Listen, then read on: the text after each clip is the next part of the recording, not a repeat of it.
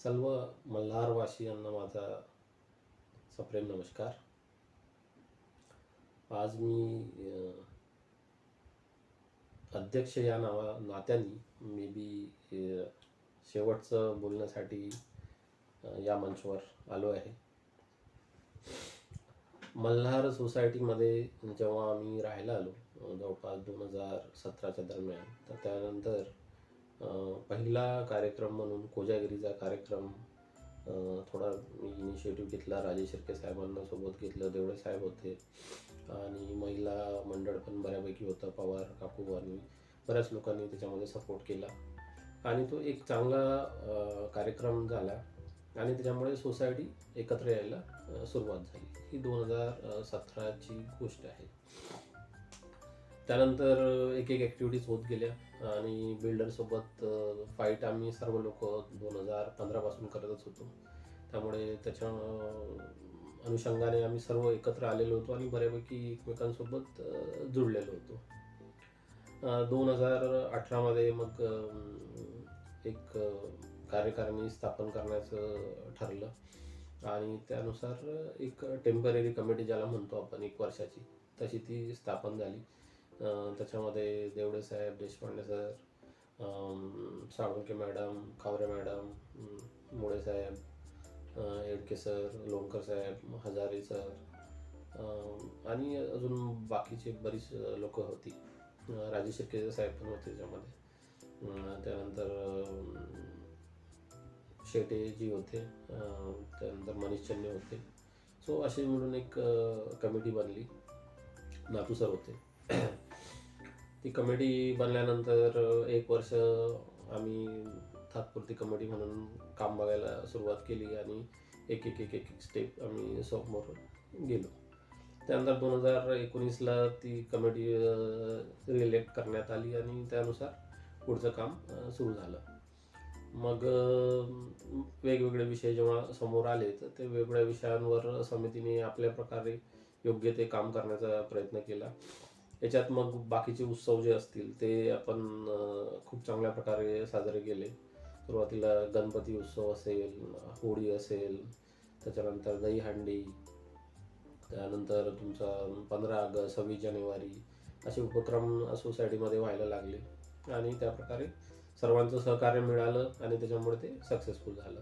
खास करून गणपती मंडळाचं काम आम्ही काही दिवसानंतर स्वरूपा, अक्षय हे जे यंग मंडळी होती ते सांभाळायला लागली आणि त्यांच्यामुळे ते काम पुढे चालत गेलं आणि सोसायटीमध्ये एक चांगला सलोखा जो आहे तो निर्माण झाला.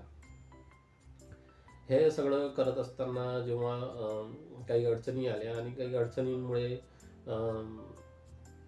जे आता सर्वांना माहिती आहे की कोणत्या अडचणी आल्या आणि काय झालं.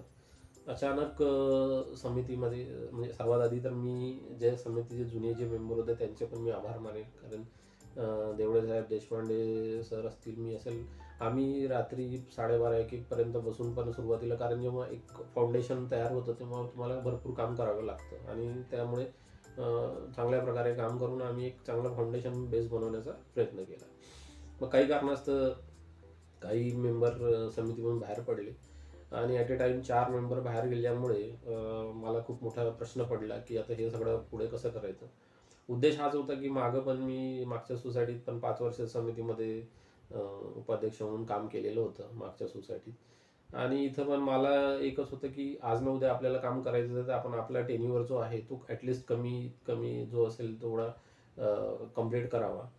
असं करून मी आज 6 वर्ष झाले अध्यक्ष म्हणून या सोसायटीचं काम बघतोय आणि त्याच्यामध्ये मला सर्व सभासदांचं आणि सर्व कमिटी मेंबरचं भरपूर सहकार्य मिळालं आहे आणि त्याबद्दल मी त्यांचे खूप आभार व्यक्त करतो. जेव्हा काही समिती मेंबर बाहेर पडले त्यामुळे माझ्यासमोर खूप मोठा प्रश्न आला होता की एकतर समिती बरखास्त करून दुसरी समितीसाठी हे करणं, पण मग नंतर जेव्हा चौकशी केली तेव्हा प्रशासक नेमला जाईल आणि तो 7-8 महिने प्रशासक म्हणून राहील, असे वेगवेगळ्या गोष्टी समोर यायला लागल्या आणि मग असं डिसाईड झालं की कमिटीला कंटिन्यू करूया आणि काही नवीन मेंबर घेऊया. त्यामुळे ॲडॉप्ट करून 2-2 मेंबर आम्ही घेतले आणि त्यानंतर कमिटीने आपलं काम पुढे सुरू ठेवलं.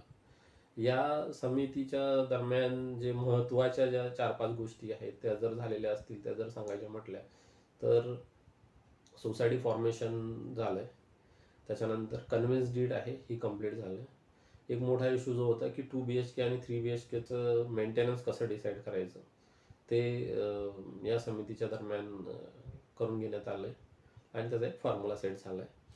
आणि खूप मोठा एक विषय होता ज्याच्यात देवडे सरांनी मी 2-3 वेळा म्हणजे वकिलांकडे जाऊन पण इव्हन नोटीसही इश्यू करून बिल्डरकडून काही मागण्या मान्य करून घेतल्या आणि त्या अनुषंगाने समितीने जे काम केलं त्याच्यातून सोसायटीला अराऊंड 11 लाख रुपये जे आहेत ते मिळाले.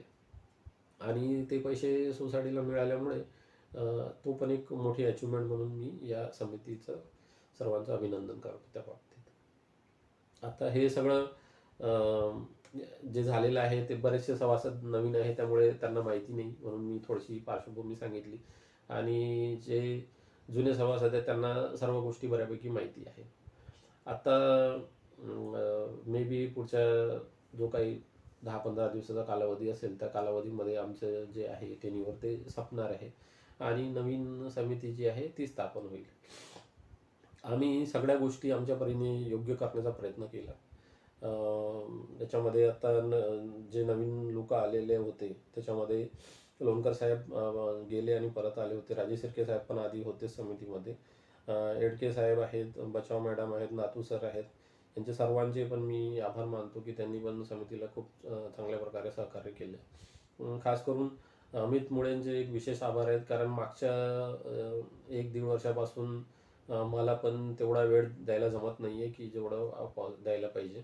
आणि तरी ते त्यांच्या लेवलला त्यांनी खूप चांगल्या प्रकारे मॅनेज केलं आहे आणि कोणत्याही गोष्टीमध्ये कुठं इश्यू येणार नाही याची त्यांनी खबरदारी घेतली. त्यामुळे त्यांचे एक विशेष आभार मी मानतो. आता पुढे जेव्हा नवीन कमिटी येणार आहे तेव्हा त्यांच्यासमोर पण बरेचसे आव्हानं असणार आहे.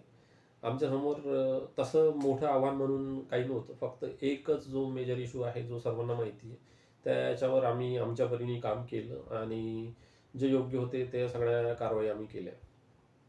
आता तो विषय पुढे पण राहील आणि मे बी पुढे अजून पार्किंगचे काही विषय येतील.